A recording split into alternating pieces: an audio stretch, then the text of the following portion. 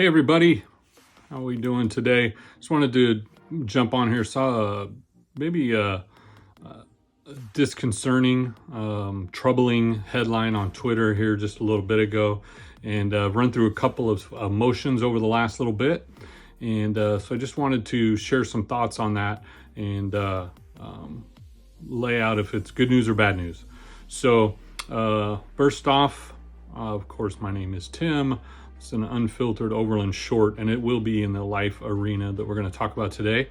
You can see the banner behind me, but just wanted to touch on a headline. You can see the link here from a documentary that apparently is getting ready to come out on the Norma Jean McCorvey story, which for those of you that don't know, that was Jane Roe in the Roe v. Wade hearing or case way back in '73.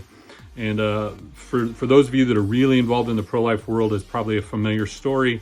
For those of you that aren't, I'll just give you a quick rundown. She was a poor woman who was having some issues. I think she'd already placed a child for adoption. Her mom was raising her daughter, or her first child, and a couple of upstart attorneys decided that she would be the perfect example to test the pro-life laws in Texas, and in particular go after one of the flaws in it. So they coached her, taught her to talk about how she was raped and that she needed to get an abortion or something of that nature. So that's the kind of the impetus of the Roe v. Wade case. Went to trial, obviously, in 1973.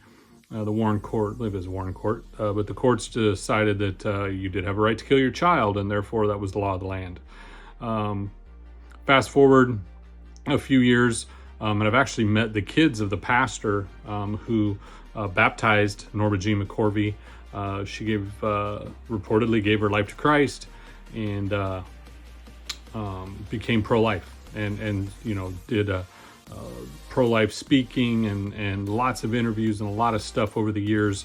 And she died just a few years ago. But so apparently a documentary comes out and says that she was kidding. We were using her, she was using us, she was getting paid, on and on and on. So is that disappointing, or maybe I should say, what's the disappointing part of this story? First and foremost, yeah, nobody likes to be made a fool of. If she was putting on an act, great. That's on her. That's something she's already answered for. And maybe that's disappointing. But that was my initial gut reaction. Doggone it, here we go, another, whatever, something that hurts us. And that was my gut. And the more I thought about it is, no, it doesn't. Abortion is still killing babies. It's still wrong. Whether Norma Jean McCorvey recanted her pro-abortion stance or her pro-life stance, that's fine. She reportedly said she gave her life to Christ. She was baptized in public, very publicly. She proclaimed that faith for many years. So unless she was playing us, thought she was getting one over on Jesus, again, I don't know that matters. I hope she wasn't, for her sake. Otherwise, she will be eternally tormented. But her walk with the Lord, her profession of believing in the pro-life cause or otherwise, should have no effect on what we believe and what we profess, and that each life is an image bearer created in the image of God, and that it is our role individually and as a society to protect our God-given rights and those that can't speak for themselves. We can also speak the truth that Jesus is the Son of God, came to earth to die for us, did so, and then rose again on the third day to defeat sin and death.